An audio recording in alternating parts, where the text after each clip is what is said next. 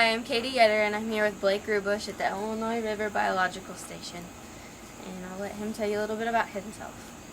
Hi, like she said, my name is Blake Ruebush. I am a large river fisheries ecologist working here at the Illinois River Biological Station. We're located in Havana, Illinois, on the LaGrange reach of the Illinois River. I do fisheries research, monitoring fisheries populations in this stretch of the Illinois River.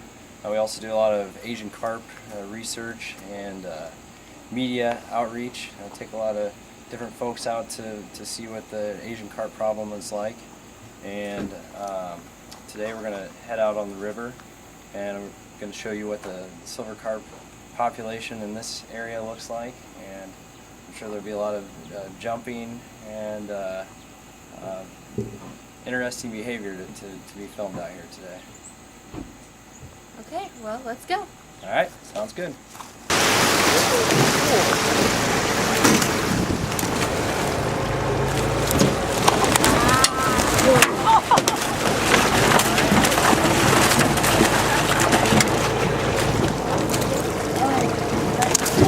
Jumped right into that.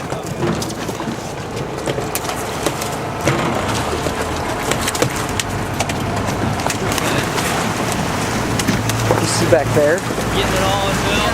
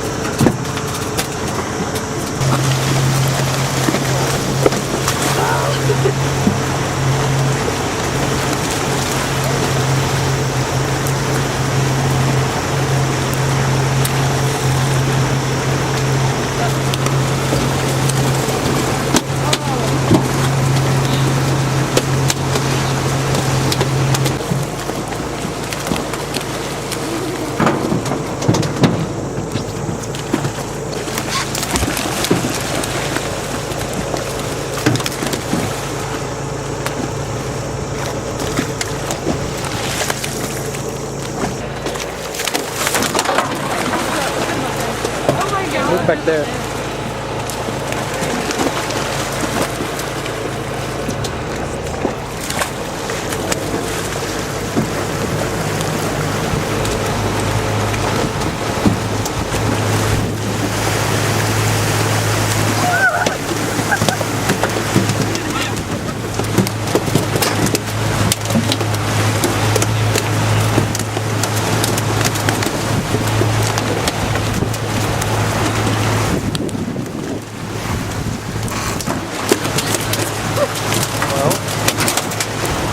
My name is Blake Ruebush. I'm a large river fisheries ecologist with the Illinois Natural History Survey here in Havana, Illinois. This here is a silver carp. It's one of the invasive Asian carps that are found in the Illinois River. Bighead and silver carp are two species of concern right now. They're invasive. There's a lot of their life history characteristics that make them good invaders. They grow quickly. They can reach sizes between 12 and 15 inches before they're age 1. They consume food on the bottom of the food chain. They like to eat zooplankton and phytoplankton, and these are some of the food resources that are important for a lot of our native planktivores, such as gizzard shad, bigmouth buffalo, paddlefish, and it's also a food resource that larval fishes of all different species depend on to carry out their life cycle. This species here, the silver carp, is the jumping species. They jump when they're irritated by motor vibrations. There's a lot of recreational boaters that have experienced injuries, damage to their watercraft, when these fish jump in the boat, they typically bleed and are very slimy. So there's a lot of people that don't care for that because it's dirtying their boat. These guys currently are commercially harvested by commercial fishermen throughout the area using trammel nets. Sometimes they're captured in hoop nets, but most commercial fishermen go out to catch them with trammel netting. They are a good fish to eat. It's a very white meat. However, they're bony, and just the word carp is not very appealing to a lot of people. So a lot of folks think that they may not be good to eat, but they are very good smoked. Steve and I have had big head and silver carp, and pretty good. Let's see, these guys were introduced in the 1970s. They were brought over from China and the surrounding areas to be used in aquaculture facilities. Because these guys do consume phytoplankton, zooplankton, algae, they were used in these aquaculture facilities to help clean up the water and improve the water quality. Well, after they were introduced, they escaped confined ponds and made their way up the Mississippi River Basin. Now we have them in the Mississippi, Ohio, Illinois, Wabash rivers, and a lot of the smaller tributaries. So the concern is that they're going to compete with our native fishes and consume food resources that are important for those different species.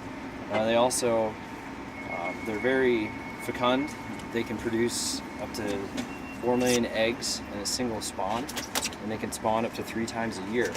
So you can imagine, I guess it'd be 12 million eggs that could potentially come from one female in one summer. So they're very good at what they do. They're very good invaders. There's currently a lot of concern about them getting into the Great Lakes because of their jumping behavior and the ecological disturbance they could cause, because there's a very important and valuable salmon fishery and other sport fishes up there that people are going up and spending lots of money to go out on charters and things like that.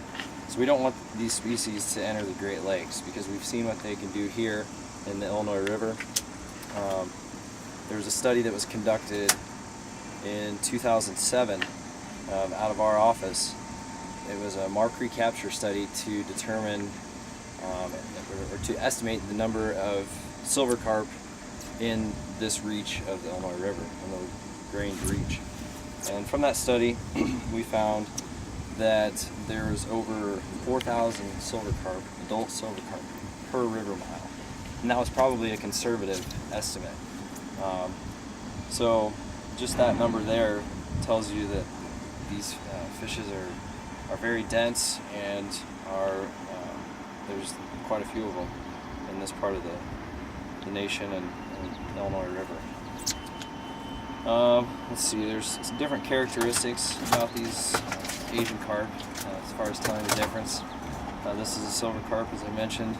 They have a sharp keel, sharp belly here. They're more of a silver white color. Their gill plate is not as large as the big head. The big head will have a smooth, flat belly. They also have excuse me, gill rakers to consume their food, to filter the water. I can show you that here. You see this white, the red is the gills, the white spongy area is the gill rakers. And this is how silver carp and bighead carp filter their food. They just kind of cruise along, swim along in the water column and filter the water, and consume all the small plants and animals, the phytoplankton and zooplankton, as they're swimming along. The fisheries research that we conduct out of our field station is funded by a few different programs. One program in particular is the long-term resource monitoring program. That's the program that I work on with Levi Solomon. And for that program, we sample the entire reach, the Grange Reach, an 80-mile stretch of the river, We use a multiple gear approach, so we are sampling using electrofishing, trammel net, or excuse me, not trammel net, hoop netting, mini fyke netting, and fyke netting. And by using these different fishery sampling gears, we can determine what the fish population looks like relative to what we are catching through our sampling. And that information is important for setting fisheries regulations as far as harvest in this reach of the river. We also do research on Asian carp. There's a lot of outreach and things similar to what we're doing today. Just trying to get the word out about what these invasive fishes are doing and how they're disturbing the Illinois River and other bodies of water. Because the more people know about them and the more we can learn about them, a better chance we will have in managing and potentially controlling them. There's also the long-term electrofishing program that's been going on since 1957, and that program encompasses the Illinois, Mississippi, Wabash, and Ohio rivers, and we do similar sampling in those areas as well. The long-term resource monitoring program has been conducted since 1987, and so we've got a long-term data set from what we've collected here at our field station, in addition to 5 other field stations, all on the Mississippi River. And they're all collecting this information using the same type of gear, the same protocols. So all of our data is collected in a standardized fashion, so it can be compared among the different reaches of the Illinois and Mississippi rivers, and then we can learn more about the environment and how humans are influencing the river. We also measure water quality and vegetation at some of our sites. So these things are important to monitor because as humans we have disturbed the river by building dams, levees, things of that nature. We've changed the hydrology of the river, and we need to monitor our natural resources so that we can conserve them and not cause organisms to go to extinction because we don't know what's going on with the population. That's the importance of monitoring wildlife and fish and all organisms for that matter. Let's see what else. You don't have an opportunity to get it. Very much an opportunity to get them just sitting there doing after you want them. They look pretty good. They actually look pretty bad. You can see them, their mouth going like